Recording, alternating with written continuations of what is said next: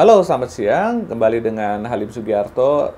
Kenalkan diri, saya adalah experienced trader. Saya sudah lebih dari 20 tahun terjun di bidang forex dan perdagangan jangka.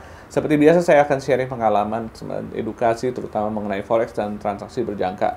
Dan pada episode kali ini, saya akan membahas tentang pengertian daripada margin dan leverage, serta beberapa istilah yang ada di dalam pengertian di forex trading itu sendiri. Margin itu sendiri merupakan suatu jaminan dalam Anda melakukan trading, di mana margin ini merupakan suatu nilai nominal modal yang biasanya digunakan untuk melakukan transaksi berjangka atau transaksi di dalam bisnis leverage trading.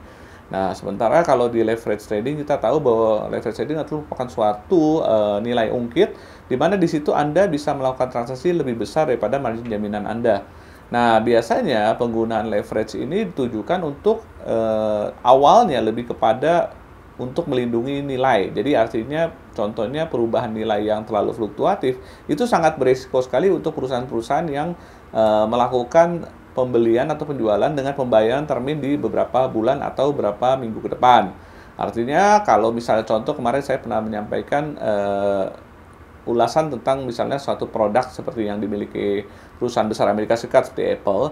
Kalau mereka membeli spare part misalnya dari Jepang, kemudian ada jangka waktu yang harus dibayar mungkin dalam beberapa bulan ke depan. Nah, itu rentan sekali dengan pergerakan kurs mata uang yang bisa berubah-ubah. Jadi akhirnya mereka menggunakan sistem hedging atau melindungi nilai dengan cara membeli kontrak berjangka sehingga mereka bisa menghemat, tidak langsung membeli secara utuh jumlah nominal yang dipinjam atau jumlah nominal yang harus dibayar.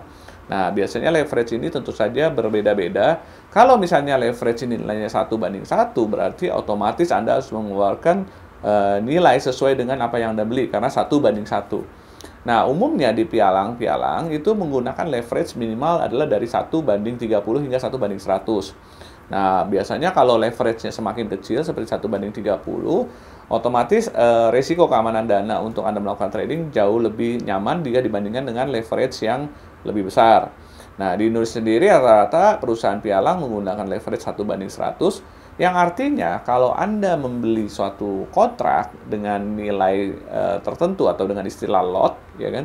Misalnya satu lot Anda membeli $100.000. Oh, dengan $100.000 Anda harus menyesuaikan dengan leverage 1:100. Berarti Anda cukup mengeluarkan 100.000 dibagi dengan 100 atau kurang lebih $1.000 untuk margin jaminannya. Nah, jadi margin jaminan ini ditentukan berdasarkan dengan nilai leverage yang Anda butuhkan. Semakin besar, tadi saya bilang leverage-nya 1:100, berarti Anda tinggal membagi saja. Misalnya leverage-nya 1:200. Berarti kalau Anda beli satu lot $100.000, Anda bagi $100.000 bagi 200, berarti nilai leverage jaminannya cuma $500. Kalau semakin kecil, berarti semakin mahal. Karena pada saat Anda membeli satu lot $100.000, misalnya 1:30, berarti Anda membaginya 100.000 dengan 30, berarti kurang lebih $3.300 per lotnya. Nah, tadi mengenai satu lot yang nilainya $100.000 ini gunanya untuk melakukan transaksi. Jadi misalnya kalau Anda sudah membuka akun real atau akun trading, di mana di sana Anda bisa melakukan transaksi. Contoh untuk membeli satu lot mata uang tertentu, seperti contoh misalnya euro US dollar, Anda membutuhkan nilai leverage misalnya 1:100, berarti Anda membutuhkan $1.000. Nah, kebutuhan $1.000 itu kita kenal dengan nama sebagai margin requirement atau margin yang dibutuhkan. Jadi kalau misalnya Anda ingin membeli 3 lot, Anda butuh 3 kali $1.000 atau $3.000. Itu kalau dengan leverage 1:100. Jadi kalau leverage-nya semakin besar, tadi saya bilang, maka margin yang dibutuhkan semakin kecil. Tapi leverage yang semakin kecil, maka margin yang dibutuhkan akan semakin besar.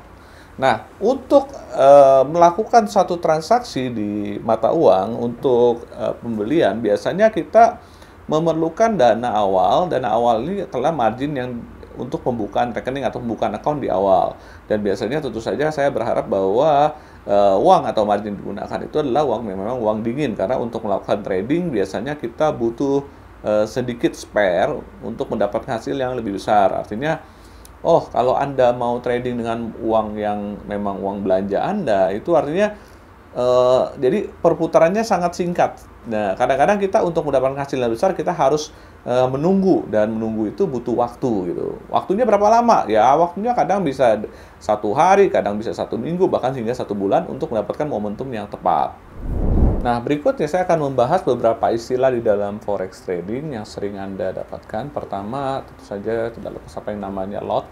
Lot itu merupakan satuan jumlah kontrak yang biasanya kita kenal sebagai volume juga. Kita untuk mengetahui berapa banyak nilai volume yang Anda ingin beli berdasarkan jumlah lot atau jumlah transaksi tersebut.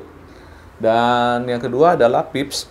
Pips ini biasanya gini, orang menghitung berapa banyak keuntungannya. Misalnya dia sebut 10 pips atau 20 pips.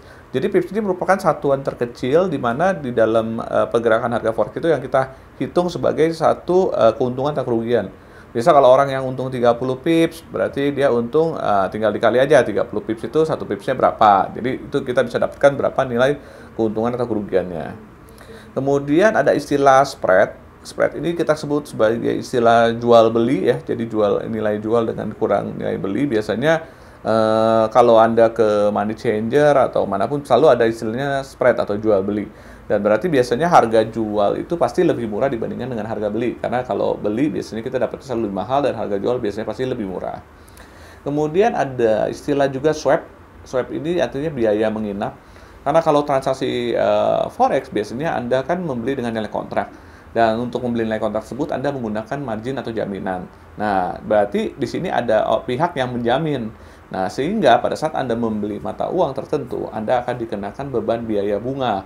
Tapi bisa juga mendapat biaya bunga apabila biasanya kalau mata uang yang Anda beli itu karena ini merupakan mata uang major, jadi ada mata uang yang bunganya selisihnya cukup tinggi jika dibandingkan dengan counternya. Jadi kalau misalnya contoh sekarang ini US dollar dengan Japanese yen, karena suku bunga US dollar menjelang 5%, sementara Japanese yen masih 0, sekian persen, berarti ada selisih gap suku bunga, di mana swap itu sebagai selisih suku bunga yang mungkin Anda bisa dapatkan keuntungan juga.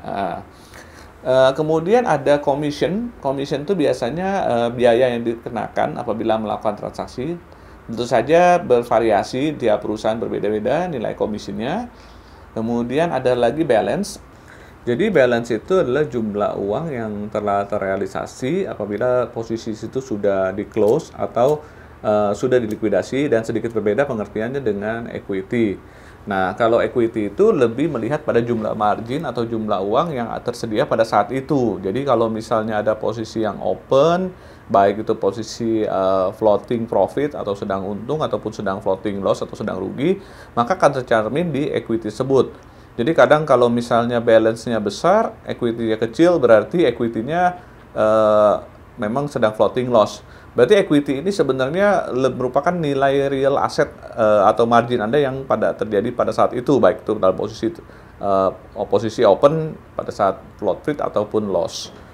Kemudian juga ada istilah di statement itu istilah free margin. Free margin adalah sisa margin bebas yang bisa Anda gunakan untuk membuka posisi baru.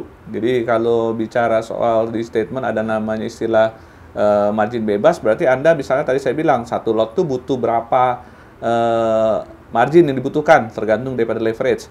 Nah, di sana kalau contoh misalnya gini, kalau misalnya Anda membuka satu lot, pertama equity Anda adalah $2.000. Kalau Anda buka satu lot, berarti margin yang tersimpan atau untuk melakukan transaksi itu adalah $1.000. Nah, berarti margin yang tersedia atau margin bebasnya adalah 2.000 dikurang 1.000 atau nilainya $1.000. Kemudian ada istilah lagi yang margin level. Margin level ini lebih mengukur adalah rasio secara persentase antara jumlah margin yang tersedia dengan kebutuhan margin. Misalnya kalau margin yang tersedianya semakin sedikit, berarti margin levelnya akan semakin kecil. Contoh seperti ini, misalnya karena Anda membutuhkan margin $1.000 untuk satu transaksi, jadi kalau equity Anda $1.000, maka marginnya 100%. Tapi saat posisi Anda sedang merugi atau floating loss, maka equity Anda kan turun kan, misalnya dari 1.000 jadi tinggal $700. Sedangkan margin yang dibutuhkan 1.000. Berarti margin levelnya 700 bagi 1.000 kali 100% atau 70%. Tapi kalau Anda dalam posisi floating profit, tentu saja kalau tadi marginnya equity-nya cuma 1.000, ternyata profitnya lagi floating 500, maka 1.500 dibagi margin yang dibutuhkan 1.000, maka Anda akan mengalami margin level itu adalah 150%, karena 1.500 dibagi 1.000 dikali 100% nilainya 150%. Selanjutnya ada istilah namanya margin call. Margin call ini merupakan notifikasi yang muncul apabila margin yang dibutuhkan itu sudah mencapai margin level di bawah tertentu. Misalnya contoh kalau margin levelnya di bawah 70% akan muncul notifikasi margin call. Jadi pada saat muncul notifikasi tersebut, kita diminta untuk melakukan top up atau tambahan dana agar memenuhi syarat margin requirement yang dibutuhkan. Tapi kalau misalnya Anda mengabaikan pesan tersebut, itu juga tidak masalah karena ini memang suatu pesanan atau layanan yang diberikan oleh suatu pialang untuk menotifikasi si trader bahwa marginnya itu pada saat itu sedang kritis, sedang turun gitu. Jadi cuma bentuknya penyampaian notifikasi aja. Dan terakhir ada istilah yang kita sebut stop out atau posisi yang dilikuidasi oleh pihak pialang secara paksa karena margin dibutuhkan sudah tidak cukup. Jadi misalnya margin levelnya akan terkena stop out jika nilainya 10%. Nah, jika harga ternyata berlawanan dengan posisi kita dan kemudian margin dibutuhkan itu kurang, maka pada posisi 10% itu posisi akan dipaksa untuk dilikuidasi dari pihak pialang. Nah, jadi itu saja yang saya sampaikan mengenai tentang margin dan leverage serta istilah-istilah dalam trading forex. Karena selanjutnya kita akan bahas di episode berikutnya. Jangan lupa tetap subscribe dan kasih komentar atau chat jika Anda ingin bertanya tentang lebih lanjut di channel YouTube @forex by Halim. Semoga edukasi saya berikan bermanfaat dan tetap bersemangat dan sehat selalu.